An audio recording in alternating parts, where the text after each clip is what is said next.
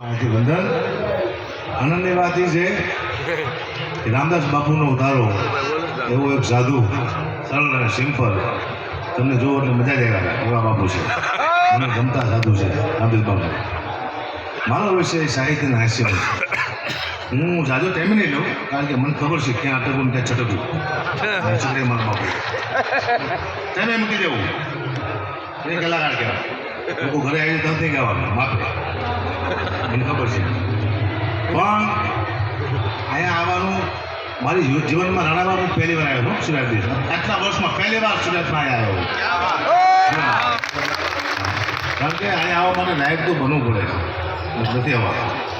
આ સ્ટેજમાં તો ક્યાંય બે રાતથી દિવસ આવ્યો તો મને કોણ અડવાય તો એનો દેશ હવે બરોબર. કારણ કે અહીંયા બેઠા બેઠા મુદ્દો એ છે કે તમામ લાખો હજારો વર્ષથી જે સંતો મંતો તપસ્યા કરે છે જેને આપણે જોઈ ન હોકી. કોઈ સિંહના રૂપમાં છે, કોઈ વાઘના રૂપમાં છે, કોઈ ચિતાના રૂપમાં છે.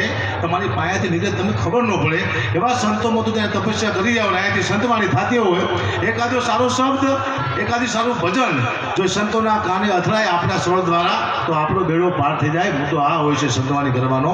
આ ભજન આપણને નહીં આ સાધુ સંતોને સંભળાવવા માટે સંતવાણી રાખવામાં આવે છે કે યોગી પુરુષો જે બેઠા છે ગિરનારના ખોપડામાં એના માટે આ કાર્યક્રમ રાખવામાં આવે છે. આપ સૌ બધા ભેગા થયા છો એટલે હું થોડો ઘણો ટાઈમ લઈશ, જાજો ટાઈમ નહીં લઉં કારણ કે આ બાજુ બોલે છે ને જોયું આ તોય આપણે બોલવાનું આપણી ધ્યાન નથી આપતા. હું જાજો ટાઈમ શું ઓછો ટાઈમ બાપુ કેમ ખબર તમને કાલે એક જગ્યાએ ભજન હતા એક કલાકારે 15 ભજન ગાયા. 15 ભજન ગાઈને પાછું બંધ થઈને કે હવે હું એક છેલ્લું ભજન ગાઈશ રૂખાડ બાવા. કીધું હવે ઉખડ બાવા કીધું શું વાત કરે 15 નો ભજન તમારા બાપ ટૂંકની વાત છે ઘણી ટૂંકની વાત કારણ કે બધા કલાકારો તો જુનાગઢમાં જ છે અને સિવાય કોઈ ઓપ્શન છે જ નહીં કલાકાર ભાઈ જુનાગઢ સિવાય બધા આયા જ છે. અહીંયાથી પાછા વહી જઈશ ઘેરે કે પહેલાં એવું હતું કે લોકો અહીંયા આવતા ને બાપુ કંઈક બનવા માટે આવતા. કોઈ સાધુ બની જતા, કોઈ સંત બની જતા અને કોઈ સારા માણસો બની જતા. હવે લોકોને બનાવીને વહી જાય મારા દીકરા પડી જશે. અમને હું લાગ્યું દુનિયામાં આ દુનિયામાં માણસો શું લેવા આવે કોઈની કોઈની ખબર પડી હતી. મને ખુદને ખબર નથી ને કે હું આ દુનિયામાં શું લેવા આવ્યો છું. બાપુ ઘરે જવું ડાયરામાં જવું પૈસા આવ્યા ઘરે આપું, પાછો ડાયરામાં જવું પૈસા આવ્યા ઘરે આપું, પાછો ડાયરામાં જવું પૈસા આવ્યા ઘરે આપું. હું તો ઘરે ખાતો નથી તો હું શું લેવા હું કઈ મજૂર છું કોઈ દાડીઓ છું હું શું લેવા ઘરે પૈસા આપું મને ખબર નથી પડે. ટૂંકની વાત છે પણ અમારે કરવી પડશે જીવનમાં. બાપુ મેં હમણાં મકાન લીધું વડવાડાની બાજુમાં બહુ સારું વાણિયાનું મકાન છે વાણિયા છે. તો મકાન લીધું ને પછી મને કે ગુબા અમારે અહીંથી કોઈ વસ્તુ લઈ જવા નથી. 4 એસી છે, 4 ફ્રીજ છે, 4 ટીવી છે, ગાડી છે, બાઇક છે, સાયકલ છે, શેરી છે, ગાડલા છે, ગોદડા છે, કપડા છે, કોઈ વસ્તુ નહીં લઈ જઈ પણ ખાલી 2 ગ્લાસ લઈ જઈશું ગુબા. બીજું કેમ કે અમારા ભાણિયા આમાં ચા પીવે છે, ભાણિયાને બહુ આ ગ્લાસ ગમે છે, અમે ખાલી 2 ગ્લાસ જ બાપુ લઈ જઈશું. બીજું શાબાશ ભાણિયા ધન છે તને બાકી અમે હોત ને તો ખાલી 2 ગ્લાસ મૂકીને જાત બાકી બધું લઈ જાત કીધું. અમારે એટલે 15 લાખની વસ્તુ લઈને લઈ ગયા આપણે લઈને બે છીએ. દુઃખની વાત છે પણ કરવી પડશે. હા ભયાનક દુઃખની વાતો છે. આપણી બહેનો દીકરીઓ એક સારો એવો લગ્ન ગીત બનાવ્યું છે. હું ઘણા વર્ષોથી બાપુ સાંભળતો હોઉં છું. એ લગ્ન ગીતના શબ્દ એવા છે બહેનોએ બહુ બુદ્ધિથી બનાવ્યું છે કે મોર જાજે ઉગમણી દસ, મોર જાજે આથમણે દસ, વળતા જાજે વેવના માંડવે. આ કોને બનાવ્યું? આપણી દીકરીઓએ આપણી બહેનોએ. મોરને ક્યાં મોકલો? ઉગમણો આથમણો ને કે દિશા તો 4 છે ઉગમણું આથમણું ઓતરાતું દખણાતું પણ નહીં. બહેનોએ મોરને 2 બાજુ જ મોકલો ઉગમણો આથમણો. શું કરવા? બહેનોને ખબર હતી કે દખણાતું દીવ છે ઓતરાતું દમણ છે. અહીંયા મોર જાય છે તો મોર ફૂલ થઈ જાય છે અને કોઈક મોરના પીછા કાઢી નાખશે. હો મોરને કોઈ મારી મારી ધ્યાન કરી નાખશે. હમણાં અમારા ગામમાં રામમણ રમવા આવ્યું અને હું બહુ જોવા જાઉં રામમણ બાપુ. રામમણ રમવા આવ્યું તો ભેરવો હોય બાપુ ગામ ઝાપે ત્યાં થતો હોય આ નિયમ છે ભેરવાનો. તો અમારા ગામમાં ભેરવો ઝાપે ત્યાં થતો હતો ને આ બાજુ તબલા વહી ગયા કે આવે મારો ભેરવો આવે મારો ભેરવો ને ભેરવો ત્યાંથી નીકળ્યો પણ ઝાપામાં એક કૂતરી વેણેલી ફેરવાને ખબર નહીં ત્યારે ઝાપામાં કૂતરી વેણી છે અને કૂતરી મારી દીકરી ભારીથી ફેરવાને થઈ ભાઈ તે ભેરવો બિચારો ગામની પેલી સીમા ભાગી ગયો. અને તલામો બેઠો એટલા પાણીમાં હાથમાં કાકડો લઈને કે રામા પીને કહો મને અહીંયા માને કે નથી સાલી બારી મને ગુજરી મારી નાખશે.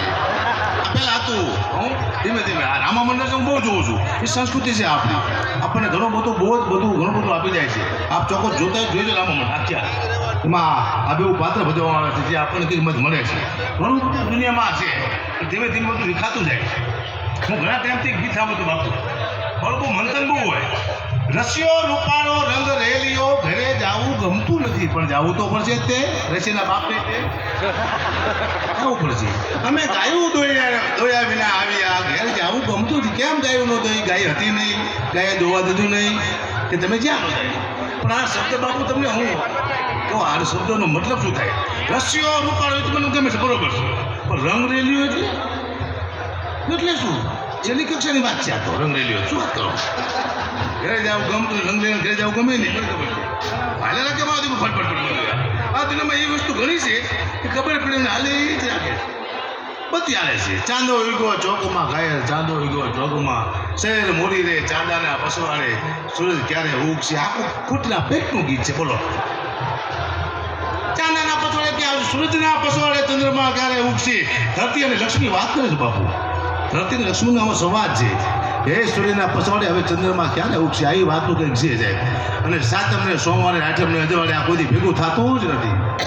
કોઈ જ નથી થતું. શ્રાવણના સોમવારે આવે છે પણ આપણે જીક થયા ધાગો મજા આવી જ કરવાનું. કારણ કે આ ટેજમાંથી મેં કોઈ કોઈને સલાહ આપી એવો દાખલો છે નહીં. હું કોઈને સલાહ આપતો જ નથી. એકવાર મેં સલાહ આપી હતી ભૂલતી આપી હતી કે સાહેબ કોઈ દારૂ ન પીતા, દારૂ હારી વસ્તુ નથી. મને હવારમાં ફોન આવ્યો ચા તારા બાપનો પી છે. બધું ભૂલ થઈ જાવ પેલા ભૂલ થઈ જાવ અમારે શું લેવા દેવાય. આ દુનિયાને સલાહ નહીં આપવાની. હું સાહિત્યકાર છું, મને સાહિત્ય આવડે છે. હું બચુભાઈ ગઢવી રાજકવિનો દીકરો છું. મારા લોહીમાં સાહિત્ય છે. બની કે બેઠ કે બોલે ધડી કે જેઠ કે બોલે મારા લોહીમાં જેવું હું નથી બોલતો. શું કરવા? સાહિત્ય બોલશો તો લોકો ભૂલું કાઢશે. સાહિત્ય આપણે બરોબર વાંચ્યું નહીં હોય તો આપણે એનો જવાબ દેવો પડશે.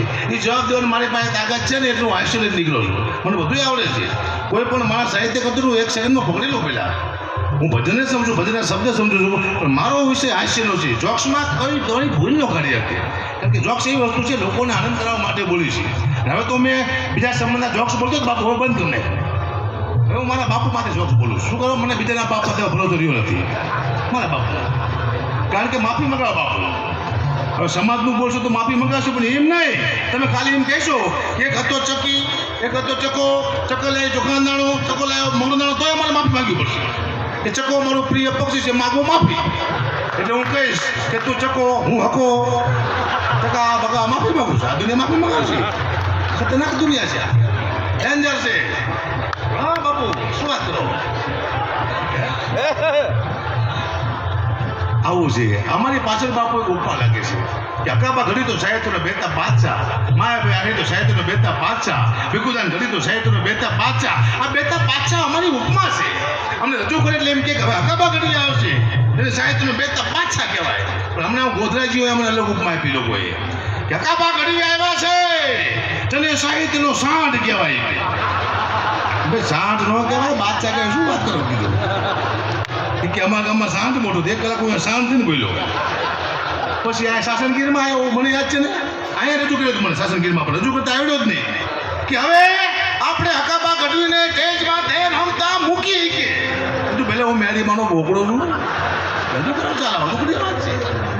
બાપુ મારો નાનો દીકરો છે એને મેં સાયકલ લઈ આપી. નાની 12-13 વર્ષની ઉંમર છે. નાની સાયકલ લઈ આપી. પછી સાયકલમાં તો હું ખુદ બેઠો બાપુ નાની સાયકલમાંથી.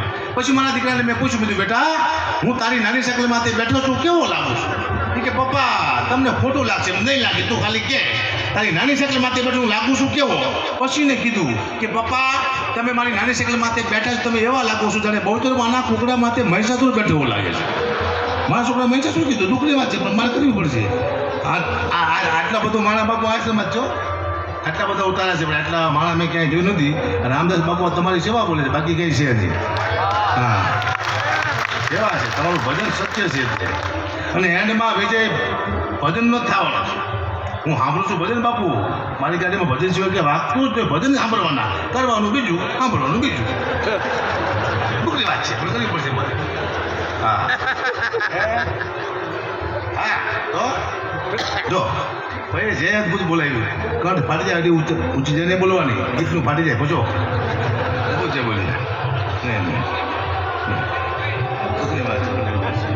અદભુત સાઉન્ડ છે શ્રી શક્તિ સાઉન્ડ જુનાગઢ જોરદાર તાળિયાથી આપણે સાઉન્ડને વધાવી આ ગુજરાતનું બીજા નંબરનું સાઉન્ડ છે પહેલા નંબરનું કયું છે મને ખબર નથી ગુજરાતનું બીજા નંબરનું સાઉન્ડ શક્તિ સાઉન્ડ હા પહેલા આવા સાઉન્ડ નહોતા જે જૂના કલાકાર વયા ગયા દુનિયામાંથી સાઉન્ડના અભાવથી વયા ગયા બિચારા ગળા ખેંચી ગયા કેન્સર થયા અને દુનિયામાંથી વયા ગયા પણ હવે સાઉન્ડ હારા એવા છે હજી તમે 10 વર્ષ જાઓ તો હજી એવા સાઉન્ડ આવશે તમે એમ કહેશો બોલો ગિરનારી મહારાજની તો જે સાઉન્ડ બોલશે આવી ટેકનોલોજી આવવાની છે 50 લાખની ગોપાલ ગાડીઓ નીકળે છે મારા દીકરી એક્સિડન્ટ થાય અંદર ફુગા થાય છે આપણે મળતા નથી આવી ગાડી નીકળી છે પણ હજી તમે 10 વર્ષ જાઓ તો હજી એવી ગાડીઓ આવશે એક્સિડન્ટ થયો તમે બહાર પડ્યા ફુગા તમારી વાંહે દોડશે આવ તમને નથી મરવા દેવા તમારા હપ્તા બાકી છે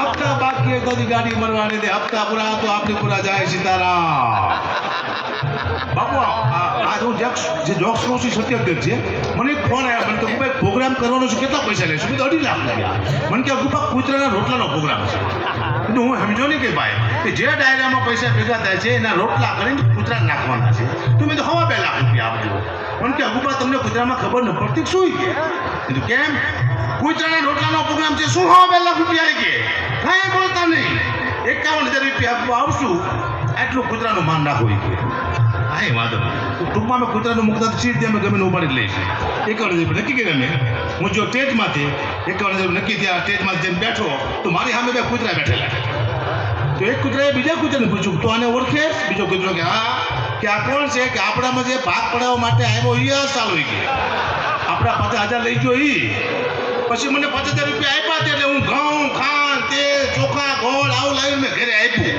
પણ 15 દિવસ સુધી હું મારા પરિવારને બાજ્યો બહુ એટલે મારું પરિવાર મને કે તમારો સ્વભાવ કેમ કૂતરા જેવો થઈ ગયો છે કૂતરાનું થઈ જાય એટલે કહેવાનો મોટો કોનું ખાવું મહત્વનું બને સાહેબ તમારો સ્વભાવ બદલી જાય બધાનું નહીં ખાઈ જવાનું સાહેબ માપ રાખવાનું સાધુનું સંતોનું કૂતરાનું બ્રાહ્મણનું આ બધાનું ન ખાઈ જાય ખાવા ધાન નહીં રહે અહીંયા કદાચ એક રોટલો ખાધો હોય તો 5 રૂપિયાનું અહીંયા ફોન કરીને આવજો તો કાયમ આવશે આવડા મોટા ઉતારા રમતા થાય છે આ તો બાપુનું ભજન છે બાકી ઘરના ઉતારા વેગવા પડે શું વાત કરો બાપુ ખર્ચો કેવો થાય આમાં પણ અદભુત આજનો આ પ્રોગ્રામ છે અને જુનાગઢમાં આવીને આનંદ એટલા માટે થયો મને કે જીવનમાં પહેલી વાર આવ્યો અને આવ્યા પછી મને આવા સારામાં સ્ટેજ મળ્યા મારી માટે આનંદની વાત એ છે કે ભોળાનાથે મારી પ્રાર્થના સાંભળી મુદ્દો એ છે હું મારા બાપની વાત કરું છું ને 700 વીઘા વેકીને 800 વીઘા વેકી હું આજ તમને એક દાખલો આપું મારો બાપ 35 વર્ષની ઉંમરે જુનાગઢમાં આવી ગયો હતો અને 2 ડબ્બાના કાવડ આવે ને એક ડબ્બો આગળ એક પાછો પાણી ભરી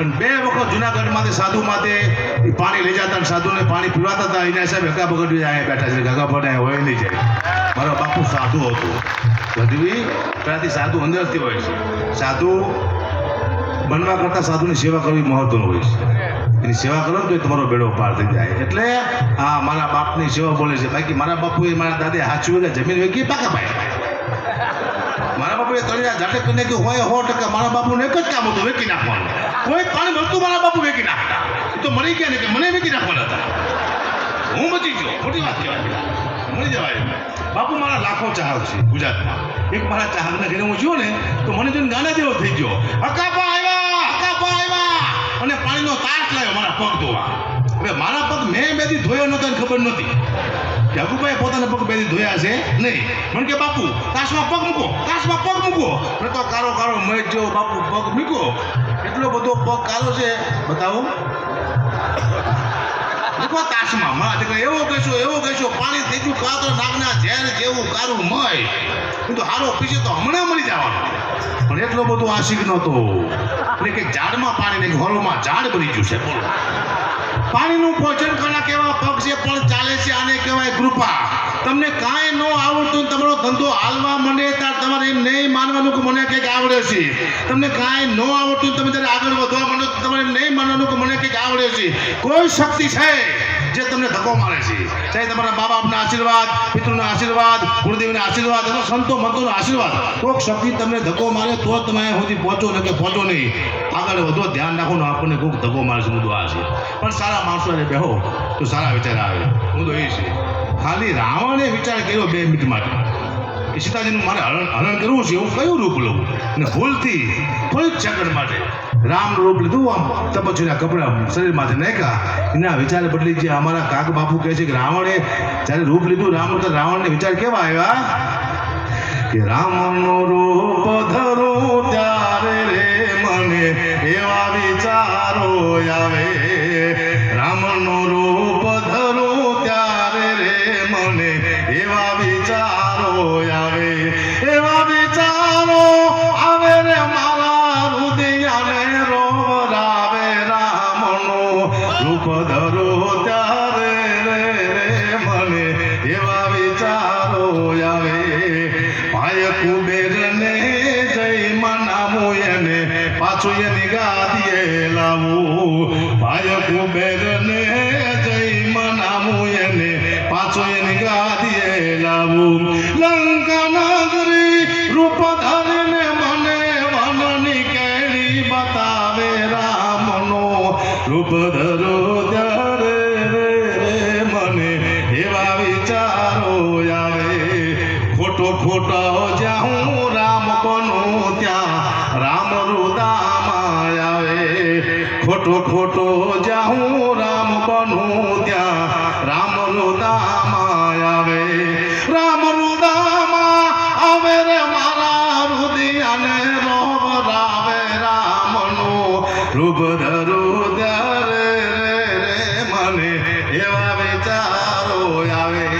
સાહેબ હારા માણે બે તો તમારા વિચાર આવે, તમારા ખરાબ માણે બે તો ખરાબ વિચાર આવે. કોની હારે બે આવું એ પણ મહત્વનું બને છે. આ દરબારો મારા ઘણા મિત્ર આવ્યા છે બાપુ.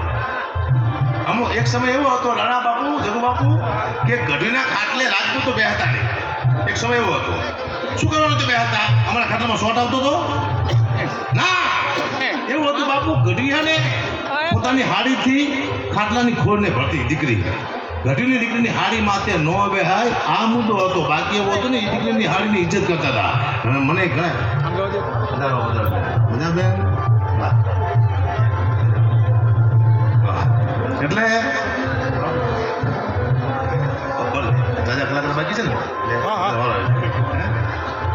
એની બાકી મેં રાજા કલાકાર બાકી બધાને ફરવા આવી જાય બાપુ, બરોબર ને?